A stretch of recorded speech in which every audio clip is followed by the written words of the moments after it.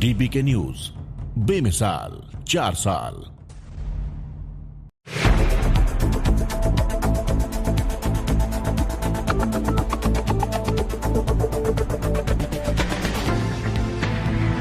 नमस्कार, DPK news में आपका स्वागत है। मैं आपके साथ हर्ष चौधरी। बुलेटिन की शुरुआत करने से पहले एक नजर बुलेटिन की अहम सुर्खियों पर। सफाई में मुलायम का अंतिम संस्कार। पीएम मोदी ने गुजरात जनसभा में 7 मिनट याद किया, कहा कि उनका आशीर्वाद अमानत की तरह साथ। रालोपा सुप्रीमो हनुमान बेनीवाल का बीकानेर संभाग में दौरा, सुनी जन समस्याएं।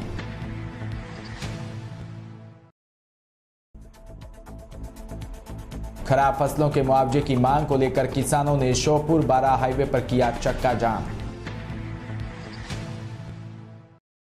और खबरें विस्तार से। समाजवादी पार्टी के संरक्षक मुलायम सिंह यादव का सोमवार को निधन हो गया। उन्होंने सुबह 8:16 पर गुरुग्राम के मेदांता अस्पताल में अंतिम सांस ली। 82 साल के मुलायम यूरिन इन्फेक्शन के चलते 26 सितंबर से मेदांता अस्पताल में भर्ती थे। अखिलेश यादव ने समाजवादी पार्टी के ट्विटर हैंडल पर मुलायम के निधन की जानकारी दी। मुलायम की पार्थिव देह सफाई ले जाई जा रही है, जहां मंगलवार को दोपहर 3 बजे उनका राजकीय सम्मान के साथ अंतिम संस्कार किया जाएगा। यूपी में 3 दिन का राजकीय शोक रहेगा। मुलायम को 2 अक्टूबर को ऑक्सीजन लेवल कम होने के बाद आईसीयू में शिफ्ट किया था। उन्हें यूरिन में इन्फेक्शन के साथ ही ब्लड प्रेशर की भी समस्या थी। बाद में उन्हें वेंटिलेटर पर शिफ्ट कर दिया। प्रधानमंत्री नरेंद्र मोदी ने ट्विटर पर मुलायम सिंह यादव को श्रद्धांजलि दी और उनके साथ अपनी कई तस्वीरें भी पोस्ट की है। बारा के चीपा बड़ौद में शिक्षा के क्षेत्र में लगातार राजस्थान सरकार बच्चों के भविष्य को लेकर शिक्षा पर विशेष ध्यान दे रही है। कई विद्यालयों को महात्मा गांधी इंग्लिश मीडियम स्कूलों में कन्वर्ट भी किया। इसके बावजूद भी सरकारी विद्यालयों की व्यवस्थाएं सुधरने का नाम नहीं ले रही। चीपा बड़ौद क्षेत्र में पिछले 1 महीने से 1 दर्जन से अधिक विद्यालयों में तालाबंदी हो चुकी है, वो अभी लगातार जारी है। वहीं कई विद्यालयों में शिक्षकों की कमी के साथ बिगड़ी हुई सफाई व्यवस्था के चलते छात्र छात्राओं द्वारा आए दिन राजकीय विद्यालयों पर ताले लगाने पड़ रहे हैं। इसी तरह की समस्याओं को लेकर कस्बे के Mahatma Gandhi English medium school विद्यालय के बाद छात्राओं द्वारा तालाबंदी कर विरोध प्रदर्शन किया, जहां छात्राओं द्वारा शिक्षकों की कमी, स्वयं के बैठने को लेकर अव्यवस्था, विद्यालयों की साफ सफाई समेत प्रिंसिपल के ऊपर दुर्व्यवहार करने का भी आरोप लगाया। प्रदर्शन के बाद मौके पर पहुंचे अतिरिक्त मुख्य ब्लॉक शिक्षा अधिकारी प्रेम सिंह मीणा छात्राओं से समझाइश की और साथ ही 1-2 दिन में शिक्षकों की वैकल्पिक व्यवस्था करने के लिए आश्वासन दिया। इसके पीछे ये है कि इनके लेक्चरर की पूरी पोस्टें खाली है, कंपलसरी की पोस्टें भरी हुई है और एग्जीक्यूशन की सारी पोस्टें खाली है। अभी ट्रांसफर में सारी खाली हो चुकी है, पहले से भी खाली चल रही है और बहुत सारी व्यवस्था हमने की है। अरेंजमेंट लगा रखे हैं, लेकिन अरेंजमेंट वाला तो अरेंजमेंट वाला ही है, वो जितना ये क्वालिटी चाहते हैं उस क्वालिटी से पढ़ा नहीं पाता। दूसरी बात, सेकंड लेवल के एक टीचर को गंभीर बीमारी बता दी है तो वो आ नहीं पा रहे। इंग्लिश वाले सेकंड लेवल में इनके खाली है पोस्ट, व्यवस्था की है लेकिन वो व्यवस्था व्यवस्थार्थी बन के रह गई है। दूसरी बात, इनके हमारे यहाँ 4th क्लास की पोस्टें 2018 से खाली चल रही है। अब कैसे भी करके व्यवस्था की जा रही है, विकास से एक लगाया गया है, लेकिन वो भी कितने कमरे और कितनी व्यवस्था कर सकता है। तो कहीं ना कहीं गंदगी मिलती है, बच्चों को करनी पड़ती है। जैसा कि बच्चों ने बताया कि सर ने तक सफाई की है, मतलब स्टाफ भी पूरा सक्रिय है सफाई व्यवस्था के प्रति, फिर भी वो व्यवस्था जितनी हम प्रॉपर चाहते हैं उतनी हो नहीं पाती। क्योंकि एक तो बच्चों से करवाना, जोर जबरदस्ती डालना, फिर पत्रकार बंधुओं का डर कि बच्चों से सफाई करवा दी जा रही है। NSS के शिविर लगाती हूँ, उसमें मैं बच्चों से सफाई करवाती हूँ प्रॉपर, बच्चों को भी गाइडेंस देते हैं। बच्चे करने की कोशिश करते हैं, लेकिन देखो छोटे बच्चे तो छोटे बच्चे ही हैं, उनको महात्मा गांधी स्कूल हो चुका है, उनको ज़्यादा हम फोर्स नहीं कर सकते। दूसरी बात, जहाँ तक स्टूल मेज का बता रही है बच्चा, तो स्टूल मेज तो क्या है, ये बच्चे इधर उधर तितर बितर कर देते हैं, फर्नीचर की कमी नहीं है। इतनी परीक्षाएं होती है, फर्नीचर होता है, पर ये क्या है कि जैसे क्लास कभी इसमें बिठाई कभी उसमें बिठाई, पानी टपक गया, छत टपक गई, क्लास की मतलब टेम्परेरी व्यवस्था की हमने, टेम्परेरी व्यवस्था की, तो उसमें फर्नीचर इधर उधर हो जाता है। अब चपरासी है नहीं तो इनको खुद कोई व्यवस्था करनी पड़ती है। बहुत कम है, टीचर भी है ना, 1-2 का तो ट्रांसफर हो गया, इंग्लिश वालों का, सोशल साइंस वाले की बीमार पड़ रहे, वो स्कूल में आ रहे, मैथ्स वाले की नेम नहीं आ रही, वो बच्चों की गुड़िया है, तो बहुत सारे क्लास में ना टेबलें है तो स्टूलें नहीं मिलती, स्टूलें रहती तो टेबलें नहीं रहती, दूसरी क्लासों में से लाते तो वो हमारी क्लासों में मांगने आ जाते। पूरे स्कूल में टेबलों की स्टूलों की बहुत सारी कमी है और साफ सफाई में भी हम ही करते हैं, गंदगी भी बहुत ज़्यादा रहती है वो भी हम ही करते हैं। एक दिन तो सर ने भी देखी, हमें इतनी शर्म आई सर ने की कि कोई सफाई भी नहीं करता, यहाँ पे हम ही करते हैं। तो तब भी है ना बहुत से कहते हैं कि सफाई नहीं रहती, सफाई नहीं रहती, हम तो करते हैं, कितनी करेंगे हम भी, कोई सरकार तो कुछ कर ही नहीं रहा, हम भी कहाँ तक कुछ करेंगे। नागौर के मकराना में ईद मिलादुन्नबी का पर्व धूमधाम से मनाया गया, जिसके तहत शहर में जगह जगह जुलूस निकाले गए, जो कि इस्लाहुल मुस्लिमीन निगरानी में सुन्नी नौजवान कमेटी द्वारा निकाले गए। जुलूस से मोहम्मदी शामिल हो गए, जो कि इमाम चौक गोडाबाद से रवाना होकर अकरम कोल्ड ड्रिंक गोडाबाद मस्जिद चार भुजा मार्ग होते हुए जयशिव चौक भोला सैयद बाबा की दरबार पर चादर पेश की। भवानी मंडी क्षेत्र के आखखेड़ी में आज सरपंच प्रतिनिधि नाथू सिंह, पूर्व सरपंच बलवंत सिंह और कृषि पर्यवेक्षक वीरेंद्र सुमन सहित अनेक प्रतिनिधियों ने आज ग्रामीण क्षेत्र में किसानों के खेत में जाकर सर्वे किया। पूर्व सरपंच बलवंत सिंह ने बताया कि बिना मौसम के बारिश किसानों के लिए आफत बन रही है। इस बारिश की वजह से सोयाबीन की फसल सड़ गई है। सही से आकलन करवाकर किसानों को बीमा राशि दिलाई जाए और किसानों को बर्बाद हो चुकी फसल का सही आकलन कर उचित मुआवजा दिलाया जाए। वहीं झालावाड़ जिले के चौमेला कस्बे में महर्षि वाल्मीकि जयंती उत्सव मनाया गया। चौमेले में वाल्मीकि समाज समारोह के युवाओं द्वारा आयोजित किया गया। भगवान वाल्मीकि जी की माल्यार्पण व दीप प्रज्वलित कर पूजा अर्चना भी की गई। वहीं वाल्मीकि जी का जीवन परिचय दिया गया और पूजा के बाद सभी को मिठाई वितरित की गई। बीकानेर संभाग के छत्तीसगढ़ दौरे के दौरान रालोपा सुप्रीमो व नागौर सांसद हनुमान बेनीवाल के साथ अशोक गोदारा, कुंडल प्रदेश मंत्री रालोपा व युवा नेता सुंदर डाकला, प्रदेश कार्यकारिणी सदस्य रालोपा मौजूद रहे। इस मौके पर बेनीवाल ने बीकानेर सर्किट हाउस में जन समस्याओं का निराकरण किया। इस दौरान अशोक गोदारा, कुंडल व सुंदर डागला ने अनूपगढ़ विधानसभा की प्रमुख मांगों को बेनीवाल के सामने रखी, जिसमें मुख्य रावला रोजड़ी व एलएम व एनडी माइनर के 42 मोगों को सरकारी अधिकारियों द्वारा छेड़छाड़ करने के मामले में 75% आबादी के आवासीय पट्टों की मांग व आज से 2 माह पूर्व एक प्राइवेट कंपनी काम करने वाले कुलवंत सिंह छेडिडी के जेडीवीएनएल की गंभीर लापरवाही के कारण करंट लगने से मृत्यु होने पर पुलिस द्वारा एफआईआर दर्ज न करने व निगम द्वारा मुआवजा न देने की मांग के साथ गंभीर समस्याओं से अवगत करवाया, जिस पे रालोपा सुप्रीमो ने तुरंत दूरभाष से तमाम संबंधित अधिकारियों से बात कर उक्त कार्यों को संज्ञान में लेकर तुरंत प्रभाव से सुलझाने के निर्देश दिए। झालावाड़ में शिक्षा परिवार नोडल के आसरा व मुरलीधर कृपा हॉस्पिटल मक्सी के संयुक्त तत्वाधान में निःशुल्क नेत्र चिकित्सा शिविर राजकीय उच्च माध्यमिक विद्यालय के आसरा में संपन्न हुआ। प्रधानाचार्य राजेंद्र कुमार जैन ने बताया कि शिविर का शुभारंभ मां सरस्वती के चित्र पर दीप प्रज्वलन व माल्यार्पण कर किया गया। शिविर में मुरलीधर कृपा हॉस्पिटल की टीम के द्वारा 357 नेत्र रोगियों की निःशुल्क जांच, परामर्श व दवाइयां प्रदान की गई। श्री गंगानगर के अनूपगढ़ की ग्राम पंचायत नो एलएम लूनिया माइनर और एनडी माइनर के किसानों का लूनिया माइनर पर धरना 12वें दिन भी जारी है। लूनिया माइनर और एनडी माइनर के किसान सिंचाई विभाग के द्वारा मोगों का साइज छोटे किए जाने का विरोध कर रहे हैं और मोगों की हाइड्रोलिक जांच करवाने की मांग कर रहे हैं। लूनिया माइनर और एनडी माइनर के किसान सिंचाई विभाग के खिलाफ जमकर विरोध जता रहे हैं। मौके पर 2 किसानों के द्वारा आमरण अनशन भी शुरू किया गया है।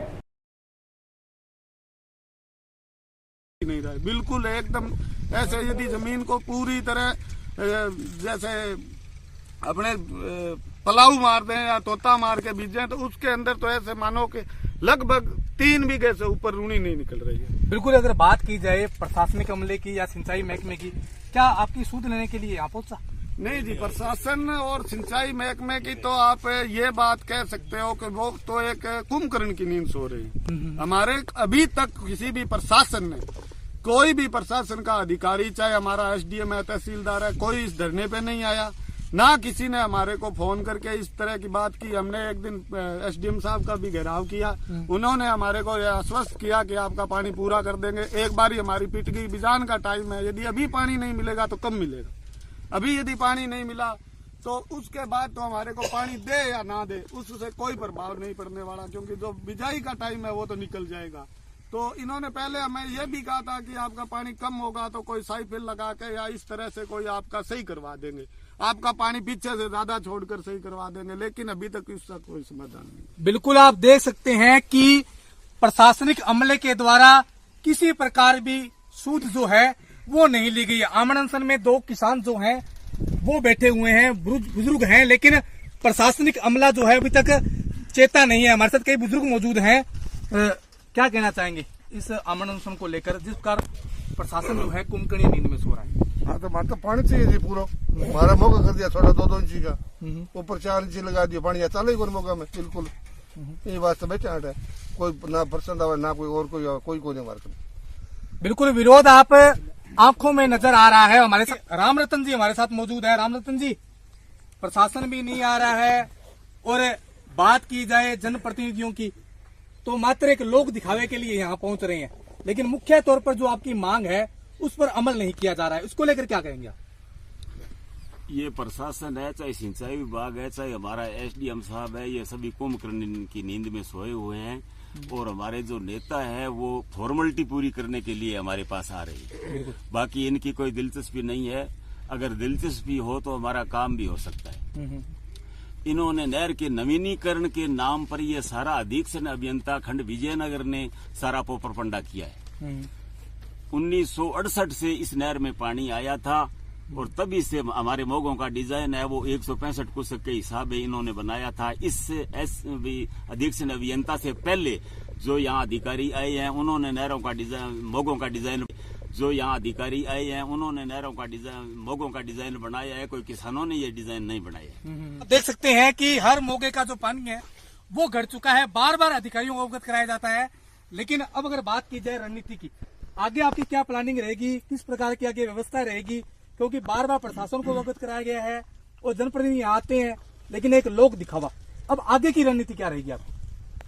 देखिए जी, ऐसा है कि आगे की रणनीति के लिए फिलहाल तो अनशन जो शुरू किया है, अगर प्रशासन अब भी नहीं चेता, ना ही सिंचाई विभाग ने अगर अपनी हठधर्मिता छोड़ी, तो किसान मजबूर होकर के अपना पानी स्वयं पूरा करेंगे। चाहे वो किसी भी तरीके से करें, अपना पानी स्वयं पूरा मोगे से करेंगे। अगर अब भी समय है, सिंचाई विभाग और प्रशासन चेत जाए और आकर के वार्तालाप डायलॉग शुरू करे। अभी तक कोई व्यक्ति नहीं आया। जब तक वार्ता ही नहीं चाहते ये, तो इस समस्या का हल कैसे निकलेगा? और अगर इस प्रकार ये चलता रहा तो आने वाले समय में 1-2 दिनों में आप ज्यादा देखेंगे कि ये अपना उग्र रूप ले सकती है और इसकी पूर्ण जिम्मेवारी प्रशासन की होगी। बिल्कुल, आंदोलन जो है वो उग्रता, जो किसान जो धरने में बैठे हैं वो लेकर आएंगे और मुख्य तौर पर जो मांग है कि जो एलएम और एनडी माइनर के मौके हैं उनको वापस दुरुस्त किया जाए, अन्यथा ये आंदोलन आग उगलेगा और जो किसान हैं वो अपना पानी स्वयं अपना हासिल करेंगे। मैं मेरे सहयोगी रमेश के साथ विकास पारिक, डीपीके न्यूज, गढ़साना। कुशीनगर के थाना रामकोला क्षेत्र में एक 10 वर्षीय बालिका को उसके भुआ और फुफा के द्वारा आपसी विवाद के कारण उठा ले जाने की घटना पर तत्काल पुलिस अधीक्षक कुशीनगर धवल जायसवाल द्वारा घटनास्थल का भ्रमण व निरीक्षण किया व ग्रामवासियों से वार्ता कर स्थिति की जानकारी ली। वहीं तत्काल बच्ची के सकुशल बरामदगी के लिए पुलिस टीमें भी गठित की गई है।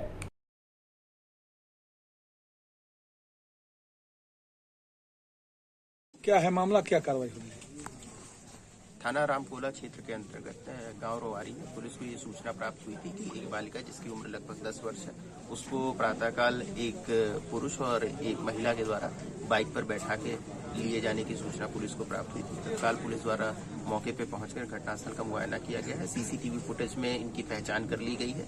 ये इस बालिका के बुआ और फूफा जी ही हैं। ये इनके साथ ही पहले 10 वर्षों तक रही है और कुछ पारिवारिक विवाद के कारण वो इसको लेके चले गए हैं। पुलिस टीमें लगातार सक्रिय है, इनकी तलाश में जारी है और शीघ्र ही इनकी बरामदगी की जाएगी। जयपुर में बढ़ते डेंगू बुखार के मरीज व जनसाधारण को इस बुखार बाबत जागृत करने व डेंगू का कैसे इलाज होता है, इस बाबत स्टार हॉस्पिटल प्रतापनगर में आयोजित पब्लिक सेमिनार में विशाल निःशुल्क पब्लिक सेमिनार व चिकित्सा शिविर का आयोजन हुआ। सुबह 10 बजे से लेकर भारी भीड़ रही मरीजों की। 500 से ज्यादा मरीज लाभान्वित हुए और स्टार हॉस्पिटल के निदेशक डॉक्टर राकेश के दावत ने बताया कि प्रतिवर्ष डेंगू से सैकड़ों मरीजों की जान जाती है। बुखार संक्रमित होने पर गरीब व निर्धन परिवार इलाज के कारण आर्थिक बोझ के नीचे आ जाते हैं। डेंगू बुखार से बचाव व बुखार आने पर किन बातों का ध्यान रखना चाहिए व गंभीर संक्रमित होने पर बिना प्लेटलेट्स मात्र 2 से 3 दिन में कैसे इलाज संभव है, पब्लिक सेमिनार में बताया गया। बढ़ते हुए डेंगू के मरीज और ब्लड बैंक्स में प्लेटलेट की किल्लत और महंगा होता हुआ इसका इलाज की संज्ञान लेते हुए स्टार हॉस्पिटल ने दिवाली के शुभ अवसर पर दिवाली स्वास्थ्य मेला प्रारंभ किया है, जिसमें आज रविवार 9 अक्टूबर को सुबह डेंगू पर सेमिनार हुई। उसमें जनसाधारण को कैसे डेंगू से बचा जाता है, डेंगू होने पर क्या सावधानियां बरती जाती है और बिना एसडीपी आरडीपी के डेंगू का गंभीर मरीजों में इलाज संभव होता है, ये बताया गया।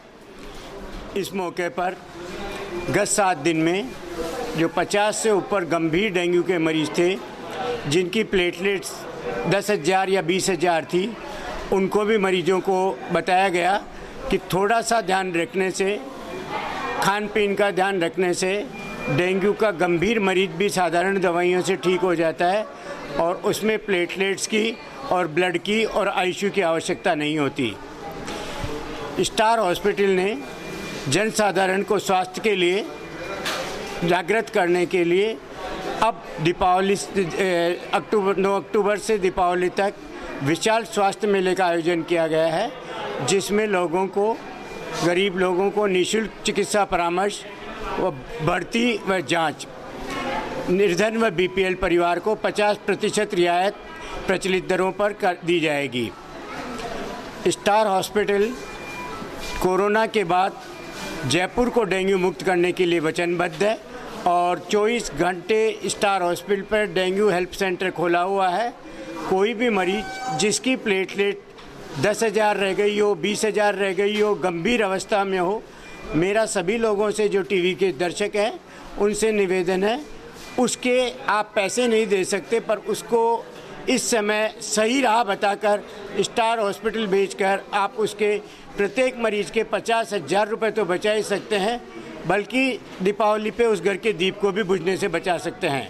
मैं डॉक्टर राकेश केदावत आप सभी से आग्रह करता हूं कि आप डेंगू मुक्त जयपुर अभियान से जुड़ें। हम 24 घंटे हमारी टीम डेंगू के मरीजों के लिए कार्य कर रही है और सभी मरीजों को साधारण दवाइयाँ, साधारण जांचों से इलाज कर भेज रहे हैं। आप भी इस मुहिम से जुड़ें और जयपुर को डेंगू मुक्त करने में मदद करें। डेंगू और बुखार के आज सुबह से आप जैसा देख रहे हैं विजिट हो रही है। 500 से ज़्यादा मरीज आए हुए हैं स्वास्थ्य मेले में और उनको सभी को निःशुल्क चिकित्सा परामर्श दी जा रही है और जिसको भी जांच की ज़रूरत है उसको 50% रियायत, यदि जो भी दर है उससे सीधा 50% रियायत दर पे उसकी जांच व उसको दवाइयाँ उपलब्ध कराई जा रही है। ये इसको कृष्ण सुदामा क्लिनिक कहते हैं हम, जो कि निर्धन, विकलांग, वृद्ध व सीनियर सिटीजन्स के लिए आयोजित की जाती है। पर अब इसमें डॉक्टर रेखा केदावत ने गंभीर बीमारियों से ग्रसित मरीजों को राहत देने के लिए सभी के लिए ओपन कर दिया है। जो ये सुबह पहले 2 घंटे तक कार्य करती थी 8 से 10, आज ये आपके मरीजों के दबाव को देखते शाम को 5 बजे तक लगातार मरीज देखेंगे हम, जो भी हमारे पास मरीज किसी समस्या को लेकर आएगा। वहीं प्रदेश में पिछले 2-3 दिन से लगातार हो रही बारिश ने मौसमी बीमारियों का खतरा बढ़ा दिया। अस्पतालों की ओपीडी में मरीजों की भीड़ लग गई। ज़्यादातर लोग सर्दी, खांसी, वायरल बुखार, गले में खराश और चर्म रोग से जुड़ी समस्या लेकर डॉक्टरों के पास आ रहे हैं। वहीं आधे से अधिक मरीज डेंगू का शिकार हो रहे हैं। इन सब बीमारियों से कैसा बचा जाए, इस मौसम को देखते हुए किन बातों का ध्यान रखा जाए, इसको लेकर धन्वंतरी अस्पताल के डायरेक्टर आरपी सैनी ने बताया कि बारिश में साफ सफाई का एक विशेष ध्यान रखा जाए। डेंगू बुखार में शरीर का तापमान सबसे बड़ी वजह होता है, समय से संतुलित रखना जरूरी है। डॉक्टर साहब, इस समय जो मौसमी बीमारियां चल रही हैं और सबसे ज़्यादा डेंगू इस समय चल रहा है, तो कब तक चलेगा और इससे क्या हानिकारक है, तो इसके लिए आप कुछ बताना चाहेंगे कि किस तरह से जागरूक होना चाहिए पब्लिक को? आजकल मौसमी बीमारी के हिसाब से डेंगू के सबसे ज़्यादा केसेस आ रहे हैं आउटडोर के अंदर। हॉस्पिटल में भी कितने और केसेस हैं? करीब 50% से ज़्यादा मरीज भर्ती हैं, उनमें से 50% ज़्यादा मरीज डेंगू के हैं और आउटडोर में 90% पेशेंट्स डेंगू से और वायरल फीवर से ग्रसित हैं। ये एक मौसमी बीमारी है जो वर्षा जनित मच्छर जनित बीमारी है। इसके लिए हर आदमी को मच्छर से काटने से और उनसे बचना चाहिए। जैसे कि अपन फुल स्लीव्स का कुर्ता पहने, फुल स्लीव्स का पजामा पहने, सोते टाइम रात को मच्छरदानी का यूज़ करें। रेपिलेंट कई आते हैं केमिकल्स, उनका यूज़ करें ताकि मच्छर नहीं काटे। आपका नाम और designation? Doctor RP Saini, director Dhanvantari hospital Mansarovar Jaipur. Makrana से खबर, जहां संगमरमर व्यापार मंडल मकराना की कार्यकारिणी शनिवार को भंग कर दी गई। साथ ही संस्था के चुनाव के लिए 4 कन्वीनर नियुक्त किए गए हैं। शहर के बाईपास रोड स्थित संगमरमर व्यापार मंडल के कार्यालय पर संस्था अध्यक्ष अब्दुल रहीम सिसोदिया की अध्यक्षता में शनिवार को मार्बल व्यापारियों की एक बैठक आयोजित हुई। बैठक में संगमरमर व्यापार मंडल का कार्यकाल पूरा होने पर संस्था अध्यक्ष अब्दुल रहीम सिसोदिया और अफराजू सिसोदिया ने कार्यकारिणी भंग करने की घोषणा की है। श्योपुर जिले में लगातार हो रही बरसात के कारण किसानों की खरीफ की फसल धान, सोयाबीन, उड़द के खराब होने से परेशान किसानों ने मुआवजे की मांग को लेकर श्योपुर बारा हाईवे चंबल नहर मुंडला पर 10 साढ़े 10 बजे से 2 बजे तक लगभग 3.5 घंटे चक्का जाम कर उग्र प्रदर्शन कर धरना दिया। इस दौरान वाहनों की लंबी कतारें लग गई तो वहीं SDM लोकेंद्र सरल किसानों के बीच पहुंचे, जहां चक्का जाम पर उन्होंने किसानों के सर्वे करवाने व मुआवजा प्रदान करने का आश्वासन दिया। श्योपुर जिले में अतिवृष्टि के कारण जो किसानों की खरीफ की मुख्य फसलें धान, सोयाबीन, उड़द, तिल्ली पूर्ण रूप से नष्ट हो चुकी है। कुछ वर्षों से किसान विभिन्न प्राकृतिक आपदाओं का सामना करना पड़ रहा है, इसलिए किसान वर्तमान समय में पूर्ण रूप से बर्बाद हो चुका है। लेकिन केंद्रीय कृषि मंत्री नरेंद्र सिंह तोमर के क्षेत्र में या मध्य प्रदेश की सरकार और श्योपुर प्रशासन किसानों के प्रति पूर्ण रूप से उदासीन बना हुआ है। अभी तक उन्होंने सर्वे की अधिसूचना जारी नहीं की है। आज इसलिए किसानों को मजबूरन यहाँ हाईवे पर श्योपुर 12 हाईवे पर जाम लगाकर बैठना पड़ रहा है। पिछले 3 घंटे से किसान लगातार यहाँ बैठा हुआ है और मांग कर रहा है सक्षम प्रशासनिक अधिकारी यहाँ आए और किसानों को अवगत करवाए कि किसानों की समस्या समाधान के लिए, किसानों को मुआवजा देने के लिए, किसानों को बीमा क्लेम देने के लिए क्या कार्रवाई की जा रही है, तभी ये जाम खुलेगा।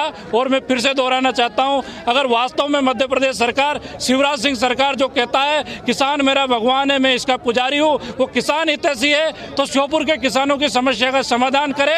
अन्यथा ऐसे किसान विरोधी सरकार को और किसान विरोधी प्रशासन को श्योपुर का किसान संगठित शक्ति का एहसास कराएगा और सबक सिखाएगा। यह आंदोलन आगामी दिनों में और उग्र होगा, व्यापक होगा, पूरे जिले में चरणबद्ध तरीके से हम आंदोलन। इसी के साथ बुलेटिन में इतना ही। नमस्कार।